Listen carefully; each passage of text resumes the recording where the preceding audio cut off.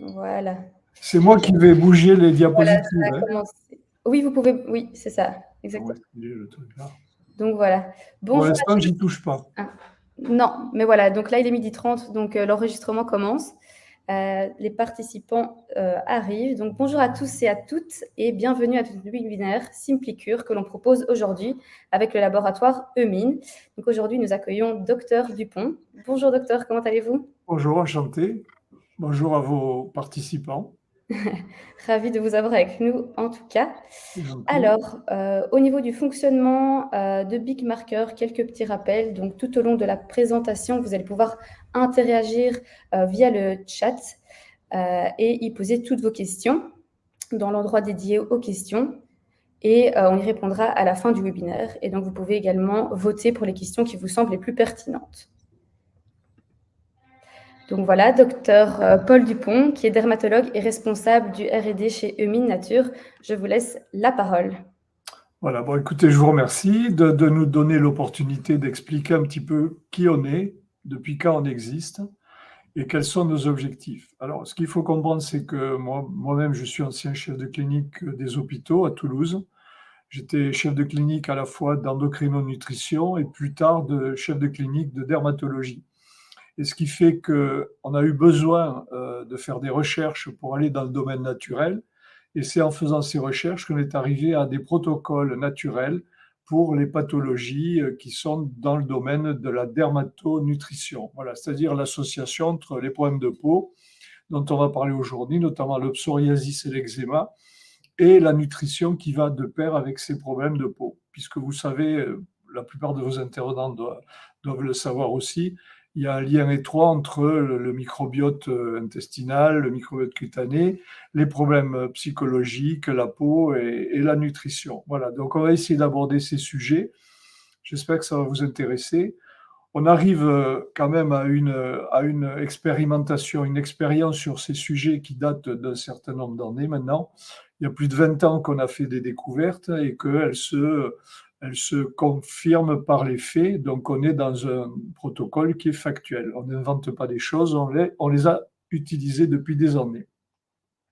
Donc je vais vous parler surtout du psoriasis et de l'eczéma, puisque c'est un petit peu notre domaine et c'est des domaines de compétences qu'on a développés.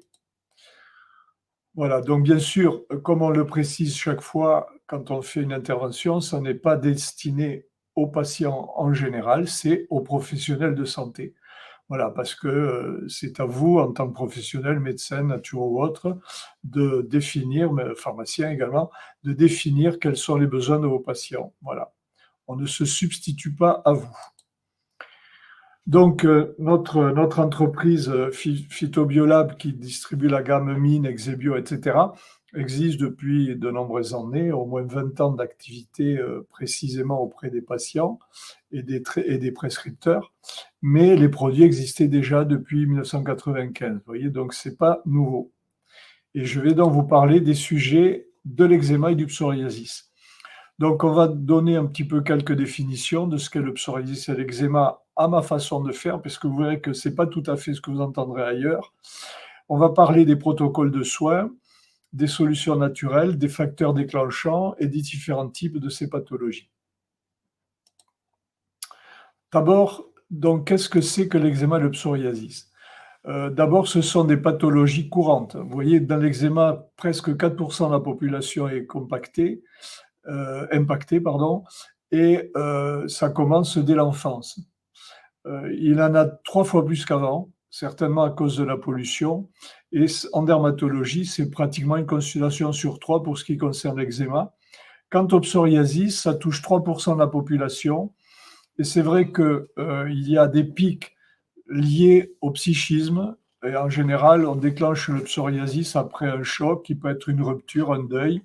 Et en général, c'est toujours post-traumatisme psychique. C'est pour ça qu'il y a énormément de cas, et comme c'est héréditaire, eh bien, il suffit qu'il y ait le facteur déclenchant, et les gens sont atteints soit de l'eczéma, soit du psoriasis. Quelquefois, on peut avoir affaire aux 2 pathologies associées. Alors, qu'est-ce que déjà l'eczéma? L'eczéma, c'est surtout un problème de barrière. On parle d'atopie pour définir un déséquilibre de la barrière cutanée Il faut savoir que souvent, c'est associé aux autres barrières, c'est-à-dire la porte d'entrée des allergènes qui peut être respiratoire, digestive et cutanée. Et il y a disons, un tronc commun entre les différentes origines qui sont surtout la mauvaise hydratation des barrières, notamment de la peau. Donc, plus qu'un problème dysimmunitaire, comme on dit, c'est pas forcément une allergie au départ, comme on le verra, c'est surtout un problème de barrière. Voilà. Et ça, c'est ce qu'on commence à comprendre aujourd'hui. Donc, pour la majorité des patients, d'ailleurs, ce n'est pas un problème d'hyperimmunisation, d'hypersensibilisation avec l'élévation des immunoglobulines, c'est surtout un problème de passage à travers des barrières, de ce qui va pouvoir devenir plus tard un allergène. C'est pour ça que d'ailleurs, quand c'est un petit qui a l'eczéma atopique, souvent il peut guérir à partir de l'âge de 5 ans, à condition de ne pas avoir développé justement les phénomènes d'hyperimmunoglobulinémie et qu'il n'y ait pas trop d'IgE. Sinon, ça va se transformer soit en asthme, soit en réaction allergique ORL ou digestive, parce qu'il y a les immunoglobulines qui peuvent passer de la peau aux bronches ou à l'intestin.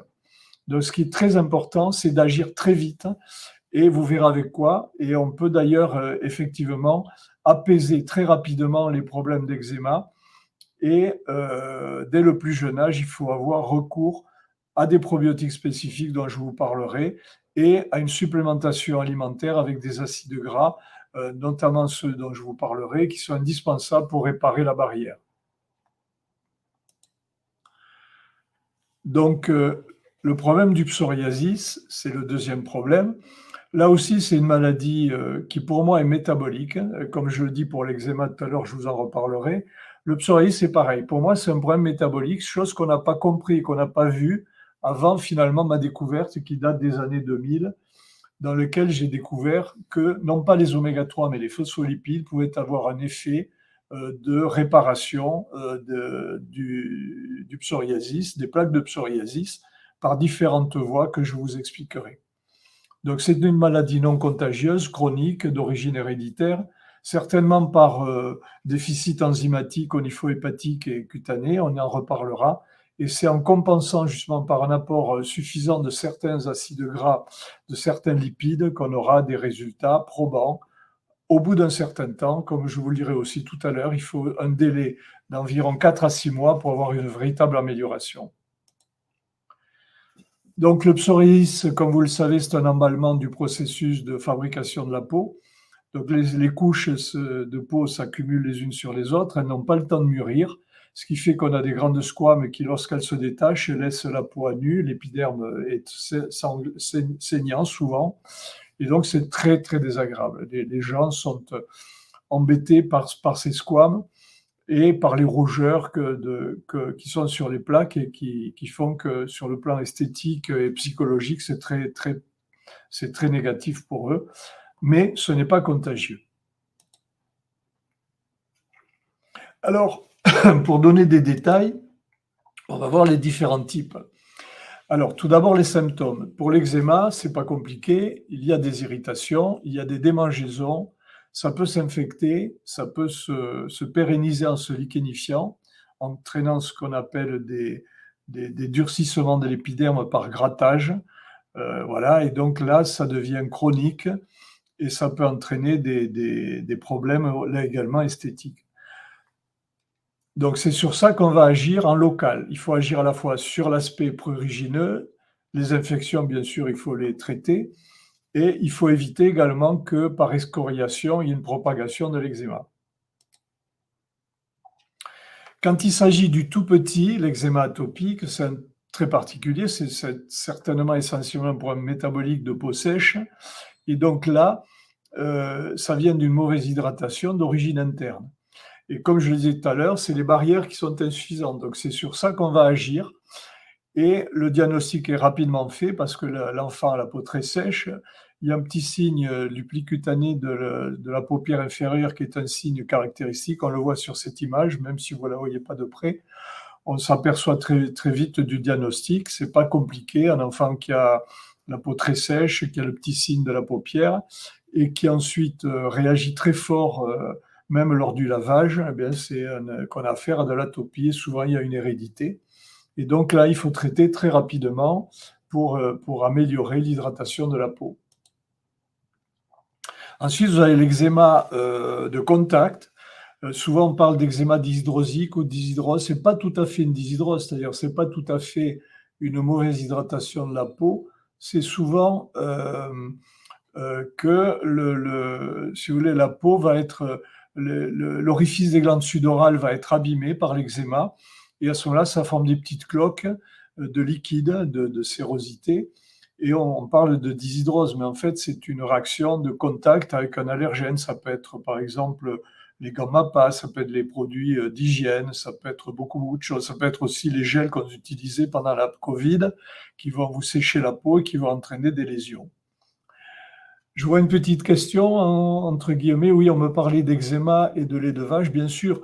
Moi, de ma pratique, tous les enfants et même les adultes qui ont un eczéma des plis, j'insiste toujours, je leur dis d'arrêter les produits laitiers, toujours. C'est pas qu'ils soient forcément allergiques au lactose, c'est qu'en fait, j'ai remarqué qu'il y a une aggravation par la prise de yaourt, de fromage et de produits laitiers. Voilà. Quand il s'agit d'un eczéma des plis, et souvent atopique.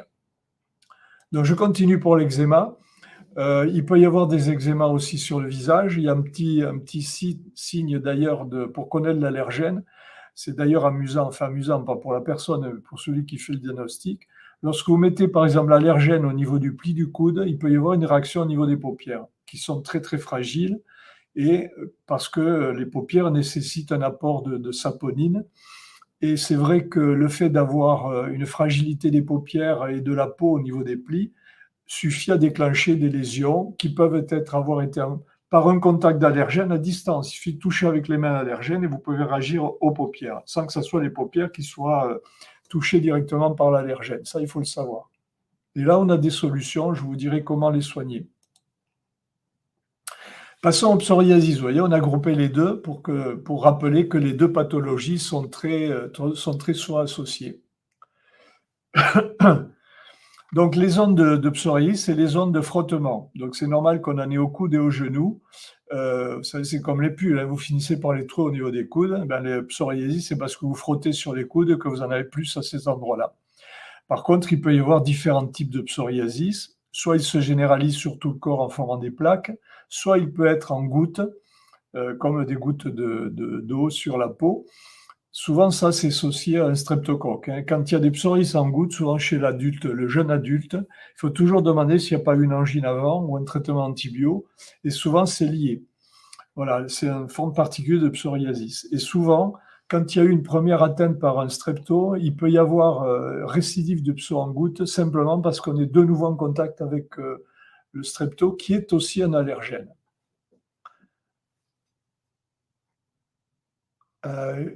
Est-ce qu'on me demande si les autres produits laitiers, je reviens sur l'eczéma, est-ce que les autres eczémas sont aggravés par le produit laitier? Non, pas forcément, pas forcément. C'est surtout l'eczéma des plis. Je reviens sur le psoriasis, donc il y a différentes formes. Il peut se retrouver palmoplantaire, c'est-à-dire qu'il y a ce qu'on appelle une hyperkératose palmoplantaire. La peau s'épaissit tout simplement, et parfois ça peut être pustuleux. Là, il faut chercher bien sûr un staph doré, mais ça peut être aussi des pustules aseptiques. Le pso du cuir chevelu, c'est souvent là qu'il débute. Le psoriasis, en général, commence au cuir chevelu, malheureusement en collogeant des corticoïdes, après il se généralise. Le psoriasis fungal, il faut toujours le rechercher, il faut faire le diagnostic différentiel avec un dermatophyte, une mycose. Souvent, c'est fait par un prélèvement de l'ongle qu'on appelle un Ashten. Et si on n'a pas la mycose, c'est que c'est vraiment un psoriasis. Le psoriasis inversé des plis, là aussi, il faut toujours rechercher une infection, ça peut être mycosique ou staphylococcique. Et si on ne traite pas l'infection, on ne jugera pas le psoriasis, puisqu'il ne s'est mis que parce qu'il y a une infection. Quant au rhumatisme psoriasique, alors ça, c'est un domaine très compliqué à traiter, parce que c'est la même atteinte, si vous voulez, sur l'articulation que l'on a au niveau de la peau. C'est très invalidant. Là, il y a des traitements très lourds qui sont proposés sur le plan allopathique. Et là, je recommande quand même d'avoir affaire à un spécialiste parce que ça peut être vraiment ennuyeux, les complications. Là, ça sort un peu de notre domaine. Mais le soin que je vais proposer tout à l'heure peut leur être associé parce que ça ne peut que les améliorer. Donc, je reviens sur les différents types de psoriasis. Donc, le psoriasis en gouttes, c'est des petites gouttes millimétriques sur tout le corps, souvent associées à une angine, quand ça débute dans l'adolescence. Donc, il faudra traiter l'angine parallèlement. Le pso en plaques, ben ça c'est le plus connu. Il peut toucher les genoux, les tibias, les coudes. Voilà, il est un peu partout. Ça peut être au niveau des frottements lombaires aussi, parce qu'on est souvent assis. Voilà, ça c'est les psos classiques. Ensuite, vous avez le pso qui peut être derrière les oreilles. Ça c'est très caractéristique aussi. Voilà, c'est des choses qu'on observera régulièrement. Et bon, voilà, on cite un petit peu les psoriasis différents là. Je vais passer parce que vous connaissez. Alors, maintenant, passons aux causes. Alors, on vous dira, pour l'eczéma, qu'il y a des facteurs psychiques. Ça, pour moi, c'est l'essentiel. Je traite beaucoup d'enfants et c'est vrai que je dis souvent aux parents, faites attention, si vous voulez pas que votre enfant ne fasse des poussées, il faut vraiment faire attention à comment vous le traitez psychiquement. C'est-à-dire qu'il y a souvent, dès le plus jeune âge, un cordon ombilical psychique entre la maman et le petit, qui fait que dès que les parents ou la maman est anxieuse, le bébé le devient sans qu'il sache lui-même pourquoi, puisque c'est, si vous voulez, comme une osmose. Et donc, il faut faire attention de mettre l'enfant à l'isolement des problèmes des parents. Ensuite, souvent, il y a de la part de l'enfant une peur de l'abandon et de peur de ne pas être aimé. Donc, il faut parler beaucoup, il faut rassurer et il faut effectivement s'impliquer à ce niveau-là. Et ça, c'est ce que je dis aux parents souvent, c'est de bien parler à l'enfant, de ne pas le laisser seul, sans explication, tout en sachant que ce sont des enfants aussi qui aiment bien leur autonomie et qui vont vite comprendre qu'en se grattant, on va s'occuper d'eux. Et ça devient un cercle vicieux, c'est-à-dire que tu t'occupes pas de moi, je fais de l'eczéma, je pleure et tu viens me rassurer. Voilà, donc ça, c'est des choses qu'il faut expliquer aux parents, mais que je pense que vous devez connaître. C'est un facteur héréditaire. En général, les familles ont de l'eczéma, donc les enfants aussi. Et la cause qu'on a vraiment découverte assez récemment, c'est la dysbiose intestinale. C'est-à-dire que c'est en agissant sur le microbiote intestinal qu'on va pouvoir générer une amélioration et même une guérison pratiquement totale de l'eczéma. Moi, je consulte depuis des années, vous voyez, j'ai 40 ans d'expérience quand même. Et c'est vrai que je revois des adultes aujourd'hui qui reviennent me voir pour autre chose. Ils me disent, ouais, docteur, vous m'aviez traité mon eczéma. Au bout de 6 mois, je n'avais plus rien. Voilà, et ça, c'est quand ils étaient tout petits. Ensuite, le foie intervient. Donc, dans certaines formes d'eczéma, non pas forcément l'atopie, mais les autres eczémas de contact, c'est le foie qui intervient. C'est le plus gros organe du corps. Si vous avez l'occasion d'ailleurs de les écouter, j'ai fait des podcasts sur Métamorphose sur le foie où j'explique toutes les fonctions du foie et les liens avec la peau. Et enfin, il y a la nutrition liée directement à la déficience enzymatique de la peau, qui fait qu'il faut supplémenter énormément en certains acides gras et pas dans d'autres, d'ailleurs, je dirais lesquels, pour que justement on compense le déficit en désaturase qui fait que l'atopie est améliorée si l'on apporte des acides gras essentiels, naturels, bio si possible, pour compenser le déficit. Ça, c'est pour l'eczéma. Alors, il y a des facteurs communs entre eczéma et psoriasis, ce sont les chocs émotionnels. Dans les deux cas, il y a une hyperréaction émotionnelle. Dans le psoriasis, ce qu'on remarquera souvent des patients, c'est qu'ils sont impatients, malheureusement. Mais c'est aussi le fait de leur maladie qu'on dit qu'elle ne guérit pas. Donc, c'est pas vrai, elle guérit très bien. Pas la maladie, mais les poussées.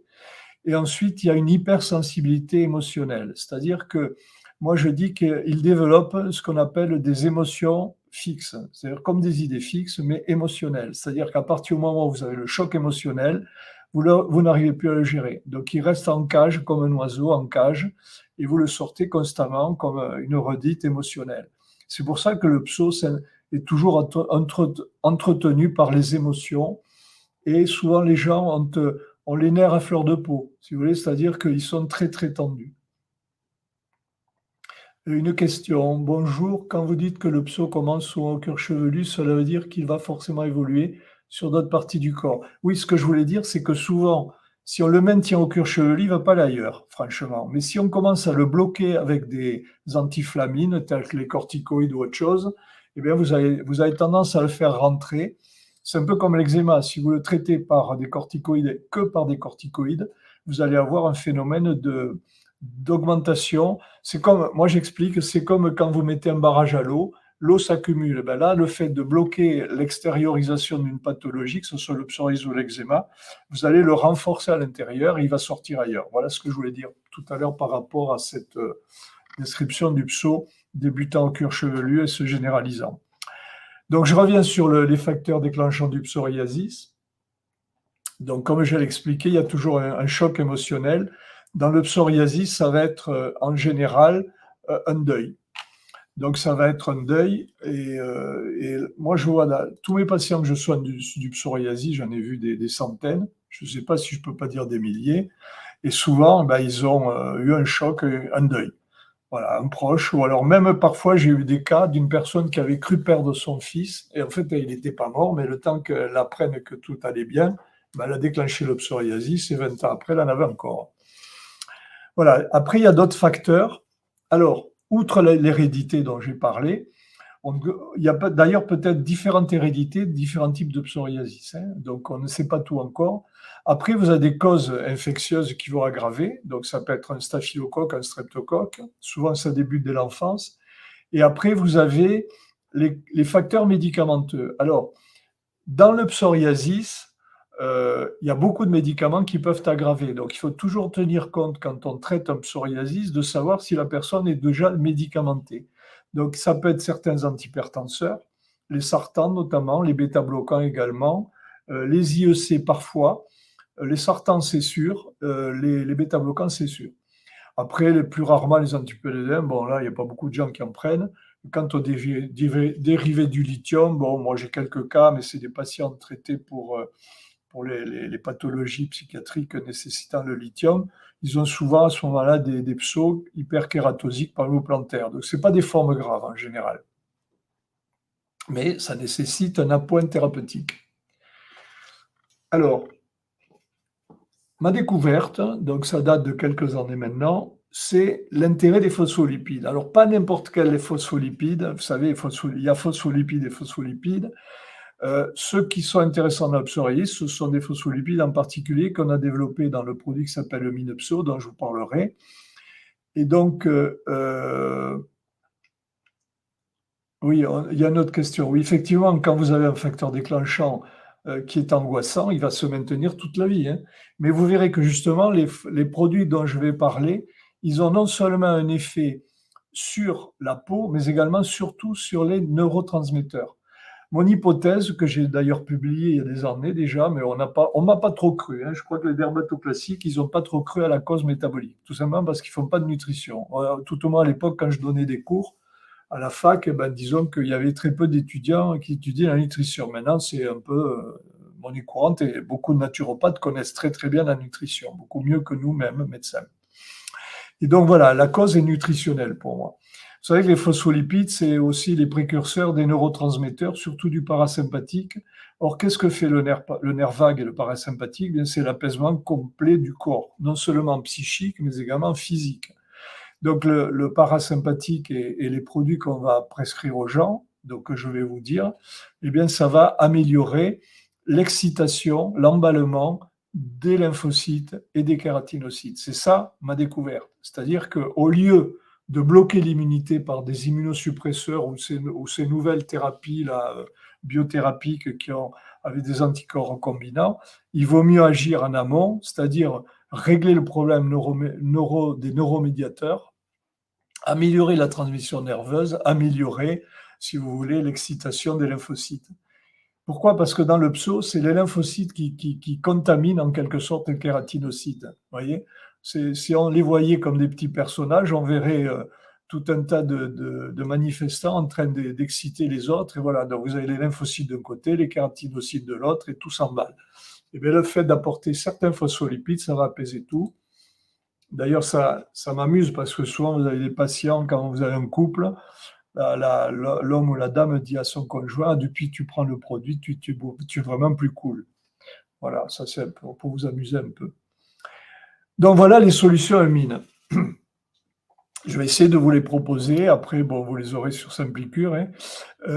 On a, si vous voulez, mis au point des protocoles très simples pour éviter justement d'avoir que recours aux corticoïdes et autres. Je ne dis pas qu'il faut remplacer les traitements classiques, soyons très clairs, ce sont des traitements complémentaires, donc ceux de la nutrition, mais quand vous avez un patient qui ne fait plus aucun autre traitement, qui en a ras-le-bol, qui a rien à marcher, ben vous savez que vous aurez la solution à lui proposer. Et donc, je vais vous les décrire.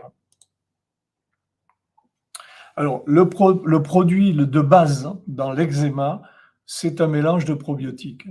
Donc, nous, on l'appelait Eczébiophilus, une marque déposée. Ça rappelle l'eczéma. Donc, Eczébiophilus, ce sont des probiotiques spécifiques, notamment le rhamnosus, qui est très dosé. Et ce sont ces probiotiques qui ont fait l'objet d'études au niveau en Norvège notamment. On les a donnés pendant la grossesse. On s'est aperçu que les gosses n'avaient plus d'eczéma à la naissance, bien qu'ils soient d'une hérédité porteuse d'eczéma, d'atopie. Et quand on le donne au bébé, au nourrisson, on peut le mettre dans le biberon de lait de riz ou de lait d'amande, ou dans la nourriture, dans la compote. On s'aperçoit qu'au bout de 6 mois, ils n'ont plus d'eczéma. Mais il faut 6 mois, tout simplement parce que comment dire, les probiotiques sont des intérimaires. Ce ne sont pas des produits sont pas des bacilles qui vont être là colonisés en permanence. Il faut un certain temps pour qu'ils prennent la place des mauvais germes. Et vous savez qu'on a prouvé, comme dans l'eczéma, il y a une dysbiose, c'est-à-dire qu'il y a des mauvais germes en fait. C'est-à-dire que lorsque l'enfant va passer la filière génitale, il va être contaminé forcément par une flore qui n'est pas la flore qui empêche l'eczéma. Voilà. Et le fait d'apporter ce probiotique, ce qu'on appelle nous Eczébiophilus, eh bien, ça va refaire la flore correcte pour qu'après, de toute la vie, on garde cette flore et disons qu'il y a moins de contamination par des germes dysbiosiques. Voilà, il y a 6 milliards par gélule et ils vont diminuer la flore pathogène par compétition. Et du coup, ça va réguler un petit peu le système immunitaire intestinal. Alors, les posologies, on les verra après. La deuxième chose que je vais donner, moi, pour l'eczéma, c'est l'huile d'onagre. Alors, nous, on a choisi une huile d'onagre qui est bio. Elle est bien titrée en GLA.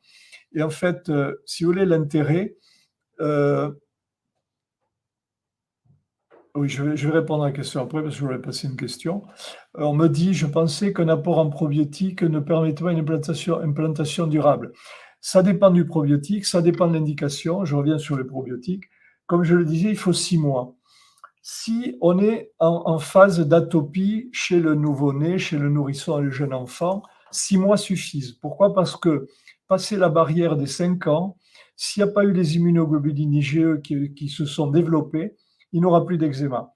Si par contre on laisse la chose évoluer en ne se contentant que de bloquer l'extérieur, le gosse va fabriquer des immunoglobulines, après il aura eczéma toute sa vie. C'est là que moi je vois des adultes 30-40 ans qui ont 30 ans d'eczéma atopique qu'on n'a jamais soigné correctement. Et là c'est plus compliqué. Là il faut faire des cures de probiotiques beaucoup plus longues. Oui, Eczébiophilus peut être utilisé chez les bébés. Ce sont des bacilles gastro-résistants, donc les enzymes gastriques ne les détruisent pas. Et la gélule, on peut même ouvrir parce que ce sont les probiotiques eux-mêmes qui sont résistants. C'est pas la gélule, on n'a pas enrobé avec des produits chimiques pour la rendre gastro-résistante. J'en reviens à l'onagre. Donc l'onagre, ça va être l'apport des acides gras essentiels, notamment le gamma-linolénique, qui va, si vous voulez, être actif par la voie des prostaglandines PGE1, qui sont des anti-inflammatoires puissants et des hydratants puissants. Par contre, je vais ouvrir une parenthèse, je vais être un peu médisant pour la bourrache. Je suis absolument contre la bourrache depuis des années. Au départ, quand j'ai, moi, créé un peu la gamme mine, je voulais faire l'association onagre-bourrache, et plus exactement l'échium, qui est une variété de bourrache moins connue. Figurez-vous qu'il n'y avait pas de résultat, même c'était l'inverse. Et en fait, il y a eu maintenant des publications qui ont montré que la bourrache étant très, très facilement oxydée, et surtout elle va sur la voie de l'acide arachidonique dans le corps, qui fait qu'on va avoir plutôt un effet PGE2, prostaglandine 2, Et là, vous avez un effet pro-inflammatoire et cicatrisant. Alors, sur la cicatrisation, c'est parfait, mais c'est un pro-inflammatoire. C'est un vasoconstricteur pro-inflammatoire et même un peu agrégant. Donc, il serait même contre-indiqué chez les personnes à risque de problèmes de plaquettes. Là, je parlais de personnes âgées. Donc, la bourrage, je la contre-indique dans l'eczéma. Et je préfère l'onagre de 1000 fois parce qu'elle est très efficace.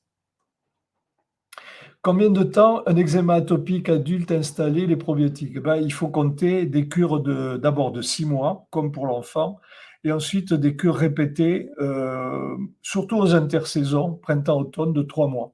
Voilà. Pourquoi? Parce que c'est souvent des cures, printemps-automne, c'est les phases où il y a souvent une recrudescence d'eczéma, quand la personne s'est sensibilisée, par exemple, au pollen. Voilà. Après, si c'est la poussière, c'est plus compliqué. Mais il faut faire des intersaisons, des cures de 3 mois. Pareil avec l'onagre. Alors, la posologie de l'onagre, c'est bionagre, ça s'appelle. Là, vous avez marqué bio-onagre, mais on a reprotégé le nom bionagre d'un seul nom. Et là, il faut en prendre 2 capsules tous les matins. Et si c'est le bébé, on ouvre la capsule, on la met dans les aliments. Donc ça, c'est les 2 unitaires efficaces et suffisants. Et je dis bien efficaces et suffisants, sauf s'il y a d'autres carences, bien sûr, carences en fer, carences en magnésium ou autre. Mais c'est vraiment les 2 suffisants pour le soin chronique de l'eczéma. Ensuite, il y a la vitamine D, bien sûr. Bon, ça va être en plus pour tout le monde. Dans la gamme Mine, on a sorti pratiquement toutes les vitamines D possibles et imaginables, à commencer par la D2, qui est celle qu'on a inventée. Vous savez que la découverte de la vitamine D, moi j'ai fait des bouquins sur la vitamine D. Il y en a un chez Marabout, il y en a un chez Erol. Enfin, j'ai fait plusieurs livres. Et donc, la vitamine D, c'était un peu mon dada. J'étais même passé à une émission à la télé avec Michel Simès, mais je les avais un peu contrariés parce que je suis contre les formes synthétiques, donc je leur avais cassé un peu la baraque.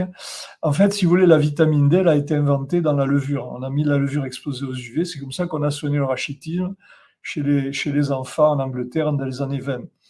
Il faut savoir que la D2 et la D3, elles ont exactement le même métabolisme et qu'on ne me dise pas que l'une est plus efficace que l'autre, c'est pas vrai, elles ont toutes les mêmes effets.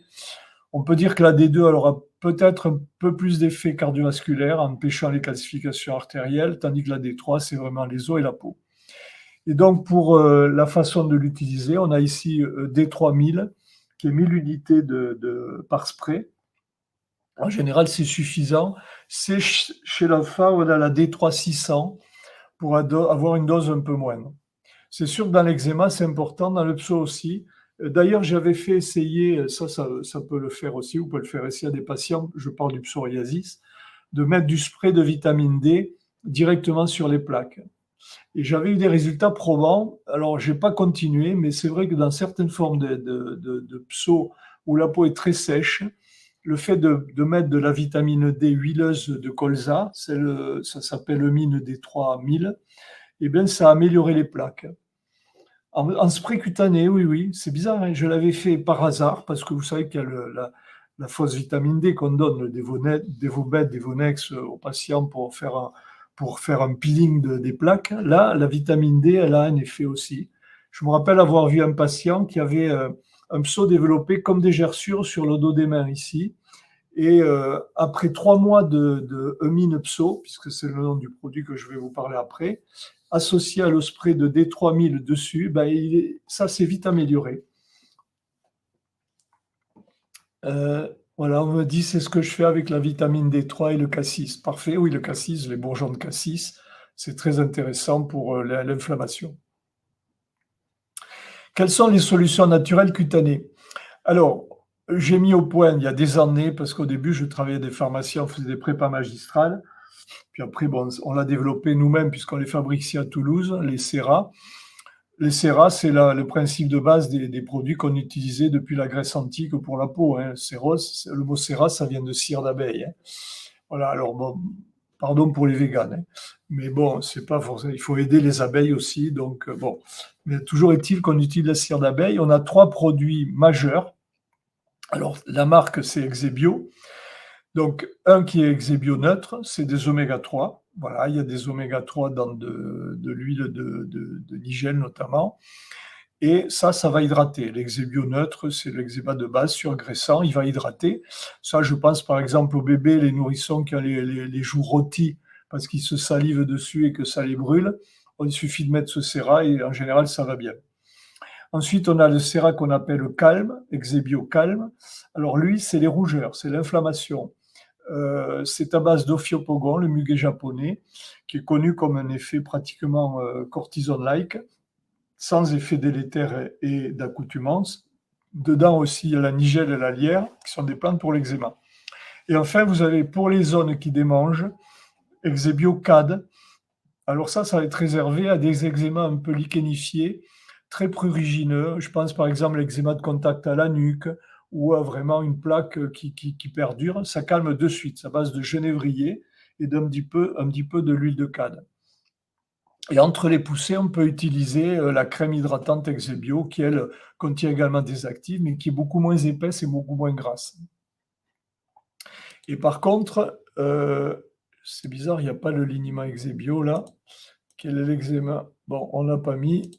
Sachez qu'il existe ensuite un liniment qui s'appelle Exebio aussi. Alors là, c'est le traitement de base. Le liniment Exebio, c'est un liniment à base de saponine. Donc, c'est un liniment classique, comme les liniments holocalcaires, sauf qu'il contient des plantes dedans qui ont un effet calmant, hydratant et nettoyant, à base de saponine, donc le savon végétal. Et généralement, quand on met ça sur les peaux atopiques, la peau va absorber, c'est de l'huile d'olive, il ne faut pas être allergique à l'olive, ça peut arriver. Et donc, on va avoir un effet hydratant très très rapide et calmant et apaisant. Donc, c'est vraiment très efficace. C'est ce que je fais mettre d'ailleurs sur les eczémas des paupières, le liniment Exebio. Voilà, je ne l'ai pas mis en image, là, il faudra peut-être le retrouver sur Simplicure, il doit y être mentionné. Le liniment Exebio. Donc, on revient au psoriasis. Là, vous avez une plaque. Je vous dis pourquoi j'ai mis l'image. Parce que tout simplement, lorsque le pso commence à s'améliorer, vous avez un blanchiment de l'intérieur de la plaque. Si vous regardez à l'intérieur, vous remarquez qu'il y a de la pocène et on a l'impression que la périphérie continue à progresser et parfois même à progresser de manière centripète ou centrifuge, je ne sais jamais, vers l'extérieur. Et donc, tout simplement parce que souvent, il y a des carences en lipides qui fait qu'effectivement, on a besoin de pomper les acides gras qui sont en périphérie. Et au bout d'un moment, le traitement que je vais vous décrire, la lécithine marine, elle va avoir un effet de réduire à la fois l'emballement cellulaire, remettre un petit peu du cohésif entre les cellules et va diminuer l'inflammation. Et comme je l'ai dit tout à l'heure, ça va avoir un effet sur les synapses neurovégétatives, puisque ça va améliorer le transport de l'acétylcholine et des produits calmants, des neuromédiateurs qui sont fabriqués à partir de la phosphatidylcholine, qui est le phospholipide principal de la lécithine. Donc la lécithine marine, elle est sous différentes formes. Bon, nous, on l'a appelée PSO. Il a fallu batailler parce qu'au début, moi, je l'avais appelé psoriacalme. On s'est fait taper dessus parce qu'on disait que c'est une allégation. Il ne faut pas dire ça. On allait faire croire aux gens qu'on va les soigner. Il ne faut surtout pas le dire. Bon, on a des médicaments pour ça. Vous avez compris. Donc, on a rusé. On l'a appelé PSO. Et PSO, si vous lisez mon livre chez Roll sur le psoriasis, vous verrez ce que je dis. Je dis aux patients, il faut vous rappeler les 3 premières lettres du psoriasis. PSO. P comme patience, S comme soleil, O comme optimisme. Ce sont les 3 clés du psoriasis. Et on a appelé le produit PSO pour rappeler que c'est phospholipide soluble oméga 3. Vous voyez la ruse? Voilà, voilà jusqu'où il faut aller. Mais bon, on y est arrivé et ça marche. Et donc, c'est action sur les lipides, apport de phosphatidylcholine et donc réparation de la peau. Ça agit même un peu partout, hein. Ça oxygénera le sang. Il faut savoir, pour une petite histoire, c'est que la carence en phospholipides entraîne une moindre déformabilité des globules rouges. Vous savez que les petites cellules globules rouges, elles ont besoin de se déformer pour traverser les barrières capillaires. Et elles le font grâce à leur paroi faite de phospholipides, qui permet de garder sa plasticité, son élasticité aux globules. Et dans le psoriasis, ce n'est pas le cas. C'est pour ça que le corps a besoin de dilater et que les plaques sont rouges. Voilà, ce n'est pas une inflammation, c'est une dilatation pour meilleure oxygénation. Et dès que vous apportez la lécithine, il y a une meilleure oxygénation de tous les tissus. ne s'agit pas que sur la peau, hein, ça agit un peu partout. Donc le produit de base, c'est celui que vous avez en flacon, c'est Pso-1000. Ça, c'est la phase d'attaque. C'est dégueu à boire, c'est de la bouillabaisse avec de l'alcool. Enfin, c'est ce que je dis à mes patients, comme ça ils sont avertis. Mais après, on s'habitue, hein, c'est un goût de poisson. Mais bon, là, c'est la dose maximale. Elle est à 1000 mg de phospholipides. Et donc, ça va avoir un effet en phase d'attaque. Donc, il faut prendre 1 à 2 cuillères à café par jour. Et on maintient ça pendant 2. Au niveau du goût, oui, la question. Oui, ça n'a pas bon goût, sauf si on aime le poisson. Ça a un goût de poisson. En fait, qu'est-ce que c'est? C'est une extraction sélective de phospholipides à partir des œufs de hareng. Voilà, donc c'est un brevet, et nous on a un brevet international d'application sur le psoriasis. Et donc, si vous voulez, ça va régénérer très vite, mais le délai d'apparition d'amélioration est décalé, c'est-à-dire c'est comme la demi-vie des globules rouges, elle est de 120 jours. Donc vous n'avez pas d'amélioration notable des plaques avant 3-4 mois de soins. Les 2 premiers mois, je conseille la forme Pso-1000. C'est mélangé avec de la patience, vous voyez. Vous savez, le monde est petit, hein. Les gens ont appelé l'oseille la patience, Rumex patientia. Et comme par hasard, dans l'histoire de la médecine, on utilisait la patience pour le psoriasis. Et voilà, donc on a eu l'idée d'associer Rumex patientia avec la lécithine. Donc vous avez un complexe là qui contient la plante et la lécithine. Donc c'est là le traitement de départ des plaques de psoriasis, quelle que soit la forme. Alors bien sûr, pas chez l'enfant, puisque c'est l'alcool. Et ensuite, on va prendre le relais avec deux formes de compléments qui s'appellent Minepso, pareil. Vous avez le Minepso gélule. Ça, c'est la découverte de départ, mais il faut en prendre beaucoup. Donc, il faut prendre 4 gélules le matin, 4 gélules le soir et faire ça pendant 4 à 6 mois. Donc, il faudra choisir effectivement des contenants de grande quantité. Donc, vous avez ça sur Simplicure et vous pourrez proposer les gros formats. Il faut savoir que c'est quand même une forme la plus efficace quand même pour moi. Pourquoi? Parce que c'est la lécithine pure. Elle a été supportée par un support de maltose pour pouvoir l'intégrer en gélule. Et sinon, on peut choisir Pso 400. Alors là, on en prend moins, mais il y a un peu plus d'huile. Donc, si vous voulez, ça va être plus pour les pathologies cardiovasculaires associées, puisqu'on a un peu plus d'oméga 3. Mais un peu proportionnellement, il y a moins de phospholipides. Bien que la dose qui est indiquée, ça soit 400 mg. On est presque à 600 mg. On est assez près de Pso 1000. Alors que les psogélules, elles sont moins dosées, mais elles sont plus concentrées. Voilà, donc on a l'alternative entre les deux. Moi, j'ai des patients qui préfèrent Pso 400. Ils en prennent 2 le matin, 2 le soir, c'est plus simple pour eux. Puis il y en a d'autres, ils vont aller vers psogélule. Et pourquoi? Parce qu'ils ont moins envie de prendre de l'huile. On dit que l'alcool est évité en cas de pso. Alors là, vous avez totalement raison, totalement raison. Alors c'est vrai que je suis un peu en contradiction avec mes préceptes, mais la dose d'alcool d'une cuillère à café de Pso 1000, elle est négligeable. C'est même pas un fond de verre de vin, quoi. Donc je veux dire, on n'est pas. Ce qui est contre-indiqué, c'est la prise d'alcool itérative et l'intoxication exogène, c'est-à-dire quand vraiment on en prend trop, quoi. Et c'est vrai que en donnant des exemples de patients, moi je me rappelle un jeune d'une trentaine d'années qui vient me voir avec un psaume vraiment généralisé. Et dans l'interrogatoire, bien sûr, il me dit oui, ben, je bois. Oui, ben, j'ai dit écoutez, c'est pas compliqué, vous arrêtez tout. Il est revenu me voir, je l'avais vu en septembre, je l'ai revu en janvier, il n'y avait plus rien. Plus aucune plaque, rien. Il avait pris Pso 1000 un peu au début, puis Pso gélule. Donc ça veut dire que l'alcool, effectivement, c'est une contre-indication formelle. Et on a du mal d'ailleurs à guérir les gens qui boivent. Combien de temps le traitement de Pso 400 ou de Pso? Alors, ça va dépendre des individus, mais jamais moins de 6 mois. C'est ça qui est compliqué. Il faut revoir les gens régulièrement. Il faut les voir tous les 2 mois, tous les 3 mois.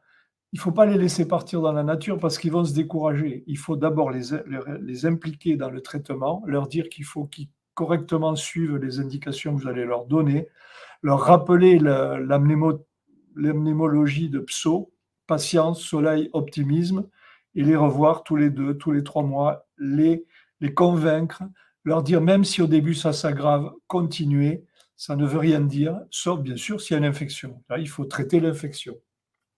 Et en général, au bout de 4 mois, au bout de 6 mois, ils vont vous dire, écoutez, docteur, c'est merveilleux, j'ai plus de plaques pratiquement.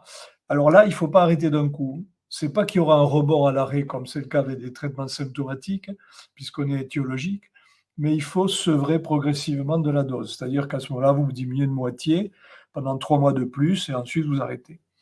Se posera la question aussi du sevrage des corticoïdes.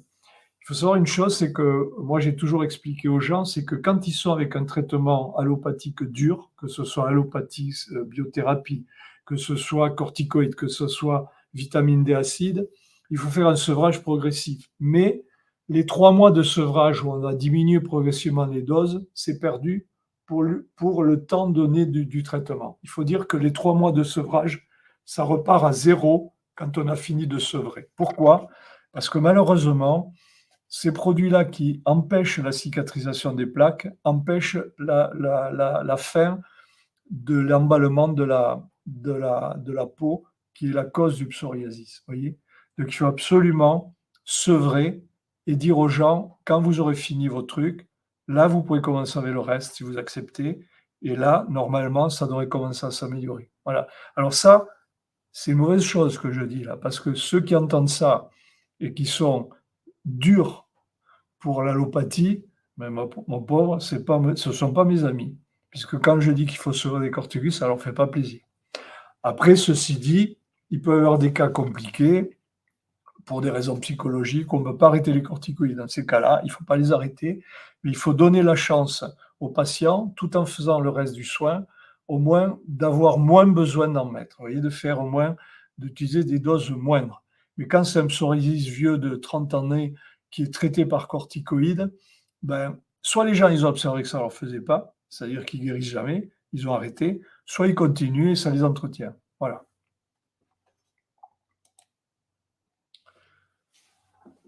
Alors, pour aider aussi l'amélioration, on peut utiliser des produits locaux. Donc, on a mis au point une crème qui contient la lécithine. Elle est hydratante et apaisante. Pour le cuir chevelu, on a utilisé un shampoing qui va être calmant, qui contient des huiles essentielles, notamment de genévrier, de romarin. C'est un complexe avec beaucoup d'orange aussi. Il est très agréable à l'odeur. Il est bien hydratant. Et là, c'est bien parce que ça enlèvera un peu les squames. Parce que là, quand même, il faut agir aussi localement. Voilà, je vous ai mis quelques images, je vous en sortis des centaines. Ça, c'est assez parlant. Vous voyez, ça date pas d'aujourd'hui, hein. La découverte date de 2005. Là, c'est en janvier, en avril, en mai. Voilà, l'amélioration quand même était assez rapide. Et voilà, ça c'est une image. Bon, on pourrait en mettre d'autres. Alors, quels sont les soins que l'on peut associer? Alors, comme on l'a dit tout à l'heure, que ce soit l'eczéma, le psoriasis, il y a toujours un phénomène de stress. Donc, dans la gamme mine, vous avez Eumine Stress. C'est tout simplement du griffonia. Pour ceux qui connaissent, il faut savoir qu'il est bien titré à 100 mg de 5-HTP. Donc, on en prescrit 1 à 2 gélules par jour, une le matin, une vers 18h en général. Ça va les aider à se sentir plus détendus. Sachant toujours pareil que Eumine-Pso est un apaisant du système nerveux. Donc, ça va aller de concert. Alors, peut-on prendre un traitement pso si l'on est sous antidépresseur? Eumine-Pso, pas de problème. C'est de l'alimentaire. Ce sont des acides gras. Ça ne peut qu'améliorer. Ça n'a pas d'effet rebond et ça ne peut pas entraîner de syndrome sérotoninergique. Par contre, stress, c'est interdit. Si vous êtes sous antidépresseur, vous ne pouvez pas prescrire du Rifonia. La crème est-elle possible pour le pso inversé? On a un autre produit pour le pso inversé. Je ne crois pas qu'on l'ait mis. Ou peut-être que si, je regarde. Peut-être pas. C'est le Topic Pso. C'est un topique huileux qui contient de l'huile de millepertuis, dont vous savez tous les effets, associé à de la calophylle. Donc, ce sont 2 cicatrisants et un peu d'huile essentielle dedans, géranium, lavande, qui sont des cicatrisants. Donc, pour le pso inversé, moi, je prescris Eumine Pso topique. C'est topique comme un topique. C'est un flacon en verre avec des huiles. Donc, on voulait refaire le point pour terminer. On est presque arrivé à la fin. Donc, vous refaire un topo rapide que vous pourrez regarder ensuite puisque le podcast va être enregistré. Donc, le protocole eczéma chez l'enfant, donc c'est la vitamine D parce qu'il faut le supplémenter. Toujours pareil, toujours poser la question aux parents, est-ce qu'on ne leur a pas donné des ampoules hyperdosées déjà? Parce que là, il ne faut pas accumuler, hein, il faut faire attention. Voilà, moi je suis contre les ampoules de vitamine D hyperdosées. Pourquoi? Parce que la vitamine D est une hormone. On peut faire un topo dessus. J'ai fait pas mal de sujets sur la vitamine D, plusieurs livres, et je déconseille de prendre des hyperdoses, hein, puisque c'est une hormone. Donc, chez l'enfant et l'adulte, sexe et biophilus, vous allez à l'éposologie. On peut mettre ou pas la vitamine D. Et sur le PSO, eh bien, on va faire avec PSO 1000 en attaque, PSO 400 ou PSO gélule en entretien pendant environ 6 mois minimum. J'accélère un peu parce que tout ça, je l'ai dit. Donc, les recommandations, là aussi, bon, ça, c'est des trucs banals, vous le regarderez. Il faut arrêter le tabac si on peut et l'alcool, ou au moins diminuer. Aller au soleil, bien s'hydrater la peau, faire une activité pour se détendre sur le plan physique. Et on peut associer la lécithine avec un autre oméga 3 qu'on a, nous, qui est le oméga 3 DHA végétal. Je ne sais pas si Simplicore l'a référencé, il faudrait qu'il le fasse. C'est un très très bon produit. Ça s'appelle Eumine oméga 3 DHA. C'est du DHA d'algues, donc c'est pour les véganes. Enfin, les véganes, ils auront du poisson quand même. Alors, on va passer aux questions. Donc, je vous laisse la parole. Voilà, voilà. Merci, docteur Dupont. C'était très clair et surtout très intéressant. Donc, si vous le souhaitez aussi, vous pouvez vous inscrire sur l'espace pro de Eumine que je vais partager sur la pop-up.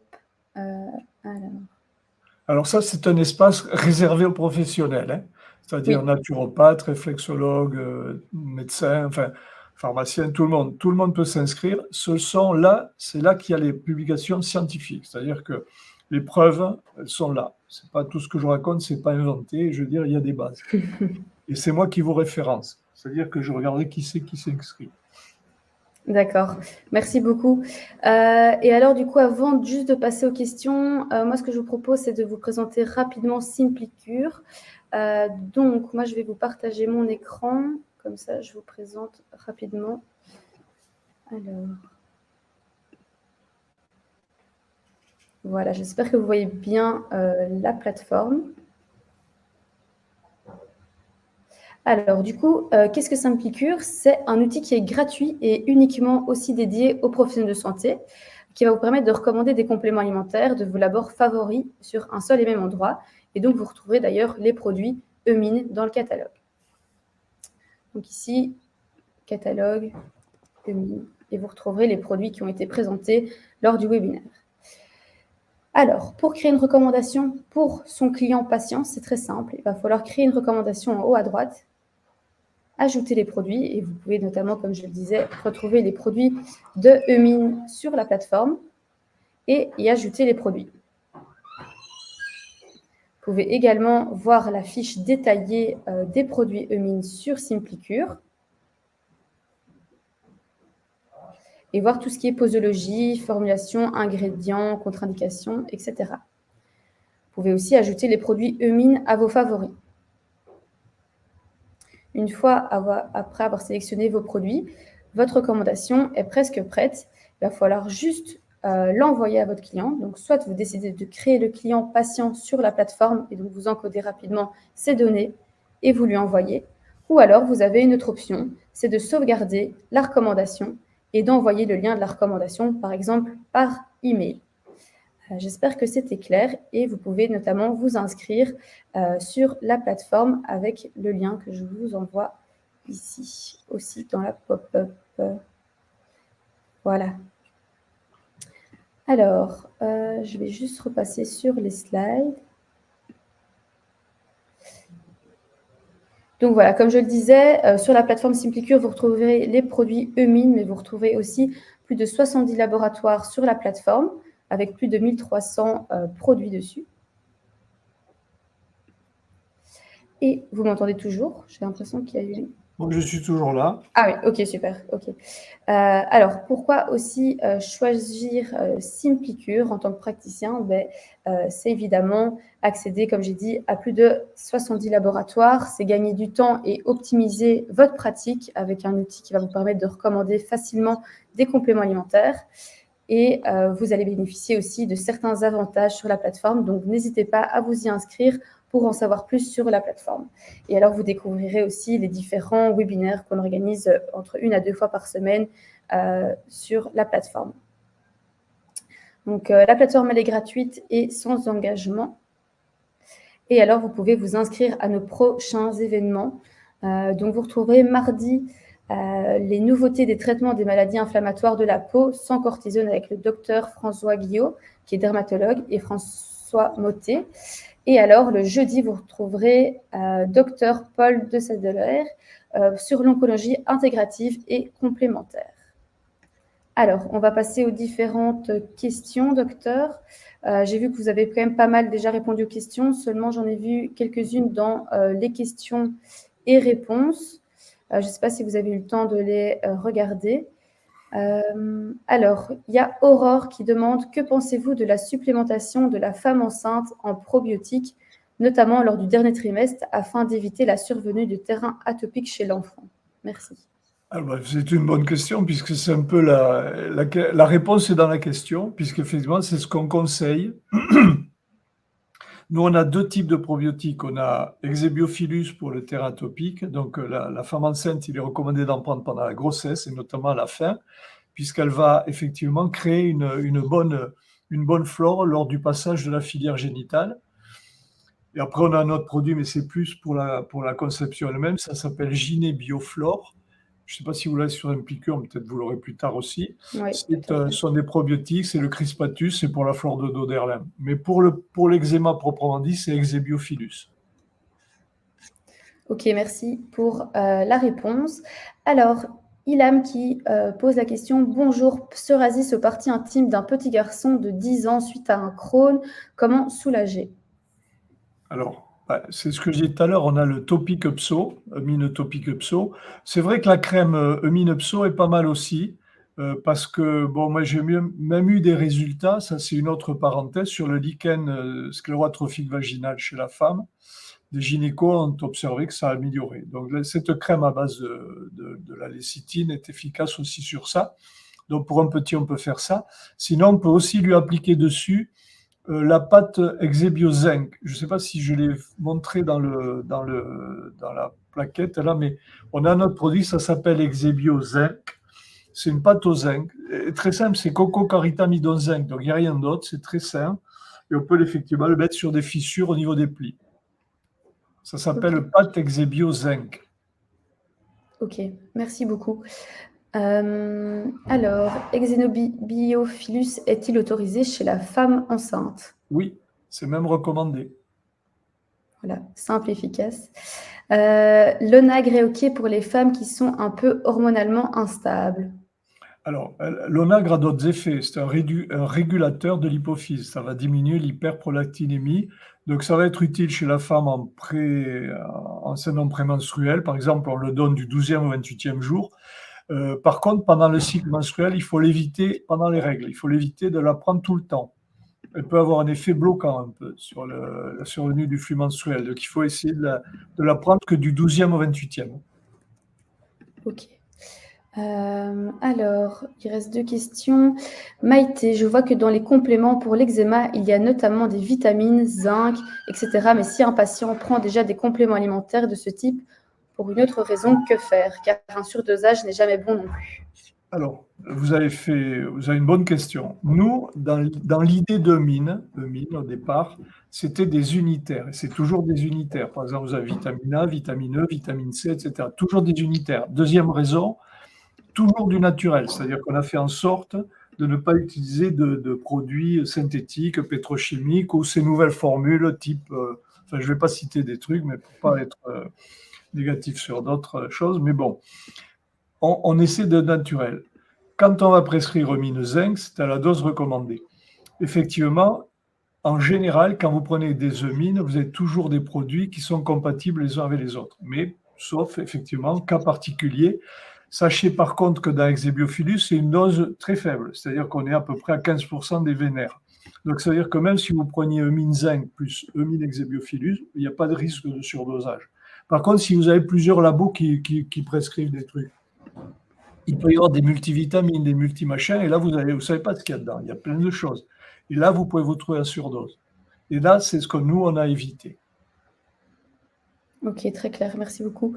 Alors, Exebiophilus exebio est-il indiqué chez l'adulte qui présente de l'eczéma développé à l'âge adulte? Oui, tout à fait, parce que c'est toujours le même problème. Il y a une dysbiose dans tous les cas. Donc, mais comme je l'ai dit tout à l'heure, ça sera un traitement plus long. Il faudra le faire au moins 6 mois d'emblée et ensuite aux intersaisons. 3 mois au printemps, 3 mois à l'automne. Ok. Et alors, Lucie qui pose une question sur le Roaccutane. Est-ce que le Roaccutane peut déclencher un psoriasis dans le futur? A priori, je n'ai pas eu de cas. Pour le Roaccutane, si vous voulez, c'est une vitamine A acide. C'est une fausse vitamine, en fait, qui va leurrer l'organisme, qui va tromper le foie, qui va se stocker au niveau du foie et qui va entraîner un peeling généralisé de tout l'organisme, à commencer par les neurones. D'où le risque de ne jamais associer le Roaccutane chez les gosses qui risquent de prendre du shit, hein, sinon ils deviennent schizo. Voilà, donc le Roaccutane, je ne suis pas contre, on peut l'utiliser pour l'acné. Bon, enfin, c'est pas moi qui le ferai. D'ailleurs, un jour, on pourra parler de l'acné parce qu'on a aussi un protocole pour ça. A posteriori, dire ça déclenche du psoriasis, je n'ai pas eu de cas. Ok. Il y a encore 2-3 questions qui ont été posées. On va terminer par les 3 dernières. Est-ce qu'il y a des interactions avec la glutamine et les produits eumine? Non, absolument pas. La glutamine, ça va être un protecteur de la paroi. Maintenant, ceci dit, l'intérêt de la lécithine Minpso, c'est que ça va réparer la paroi intestinale. Donc, ça va être aussi efficace que la glutamine. Si vous voulez, les phospholipides, c'est les membranes cellulaires. Donc, à partir du moment où vous en prenez, vous avez effectivement une réparation des villosités intestinales. Par contre, ceci dit, il faut faire attention, il y a des gens qui ne supportent pas.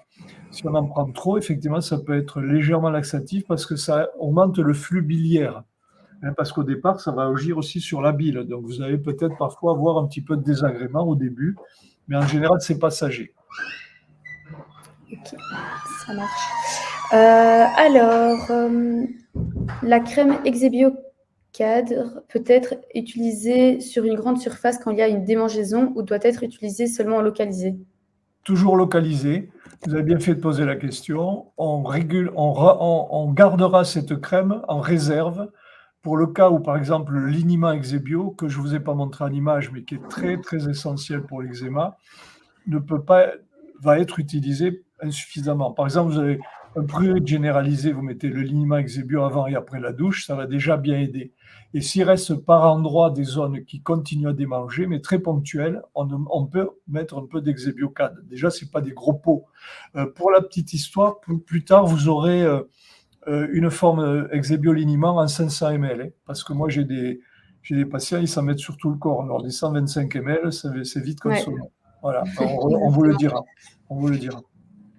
Il n'est pas sorti encore, la forme 500 ml. Merci. Linima Exebio.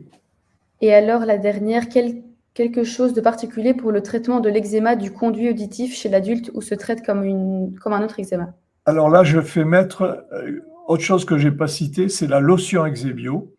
La lotion Exebio, c'est une base d'eau de fleur d'oranger bio avec quelques plantes dedans qui ont un effet antiprurigineux et calmant. On peut l'utiliser avec le Linima Exebio, mais sans faire comme quand on bourre le fût d'un canon, hein. C'est toujours déconseillé. On y va doucement et on fait l'extérieur. On ne va pas jusqu'au fond de l'oreille. Okay. Et on fait le Linima Exebio qui nettoie et la lotion Exebio pour apaiser, cicatriser. Toujours faire aussi une bactério, ça je dis pour les médecins, toujours faire une bactério dans tous les cas, que ce soit eczéma, que ce soit psoriasis. La première des choses, c'est faire bactériomycologie pour savoir s'il n'y a pas un germe qu'il faudra traiter en priorité. Sinon, vous n'y arriverez pas. Ok, d'accord. Et alors, les 2 dernières questions d'Asia. Psoriasis en concomitance avec un traitement de puvathérapie. Peut-on utiliser ces compléments pour le psoriasis en concomitance? Alors, pose la question. Bien entendu. Souvent les UV et les UVB, ceux du soleil, sont suffisants à associer avec Minepso à blanchir le psoriasis. Et j'ai souvent des patients, ils vont beaucoup mieux quand on avance dans la saison, tout en faisant le soin et l'exposition solaire. Ce que je dis aux gens, et ça, toujours aller 20 minutes au soleil sans écran avant 11 heures. Toujours, toujours, toujours. Ne mettez jamais de crème solaire avant 11 heures. C'est 9 heures solaires. Donc, vous n'avez pas de risque de coup de soleil. Et là, au moins, vous fabriquez la vitamine D. Et sur le psoriasis, c'est essentiel. Après, faire la puvathérapie, oui, bien sûr, on peut le faire. Mais le problème, c'est que la puvathérapie, ça peut vous réduire le capital solaire. Alors que l'UVB à des bonnes heures, ce n'est pas le cas. D'accord. Est-ce que vous avez le temps juste pour une... Est-ce que vous avez le temps encore pour une dernière petite question? Allez-y. OK. Psoriasis de la langue, existe-t-il des bains de bouche pour soulager en plus du traitement de base? On a réponse à tout, vous savez, hein. Je ne voulais pas citer, mais on a une poudre qui s'appelle Minepso poudre. C'est pas qu'on se saupoudre la langue, c'est qu'on fait des bains de bouche avec. Et d'ailleurs, cette poudre, Pso-poudre, qu'il faut que vous ayez aussi sur Simplicure, c'est un mélange bicarbonate de magnésium marin. On en fait des bains. Vous savez qu'autrefois, le pso, on le soignait avec des bains de bicarbonate. Donc la personne, si elle n'a pas encore la poudre, elle peut faire des bains avec du bicarbonate et faire des bains corps entier dans la baignoire ou en bain de bouche. Sinon, la poudre Pso-poudre. OK. Beh, écoutez, je pense que les questions, il y en a plus, Eh ben voilà, je vous remercie pour voilà, votre merci. attention, votre sympathie et puis l'écoute. J'ai bien senti qu'on m'écoutait, ça me fait bien plaisir et qu'on était en sympathie avec vos protocoles à vous aussi je pense à l'éthique que vous représentez vous-même et que vos thérapeutes représentent également. Voilà, merci à vous pour votre écoute. Merci. Merci à vous, merci docteur, et à bientôt. Bon après-midi tout le monde. Au revoir. Au revoir.